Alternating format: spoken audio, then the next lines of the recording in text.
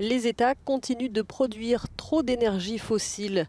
Un nouveau rapport du Programme des Nations Unies pour l'environnement montre que les prévisions de production de charbon, de pétrole et de gaz pour 2030 sont plus de 2 fois supérieures à une production compatible avec une limitation du réchauffement à 1,5 degré Celsius.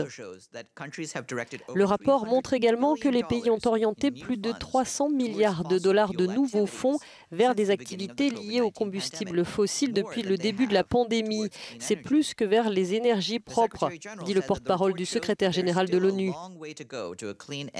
Le chemin vers un avenir énergétique propre est encore long. Il est urgent que tous les financeurs publics ainsi que les financeurs privés, y compris les banques commerciales et les gestionnaires d'actifs, fassent passer leur financement du charbon aux énergies renouvelables afin de promouvoir la décarbonisation complète du secteur de l'électricité. Au même moment, la BBC révèle une fuite de documents illustrant le lobbying de plusieurs pays auprès de l'ONU. Il s'agit de commentaires faits par des gouvernements auprès des scientifiques chargés de rédiger les rapports d'évaluation du GIEC. Leur objectif, minimiser la nécessité de s'éloigner rapidement des énergies fossiles. Parmi ces États figurent entre autres l'Arabie Saoudite, un des plus grands producteurs de pétrole, ou encore l'Australie, grand exportateur de charbon.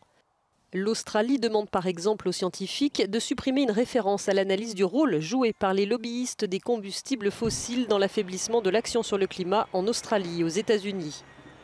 Les débats continuent donc de faire rage face à l'urgence climatique à une dizaine de jours de l'ouverture de la COP26 à Glasgow.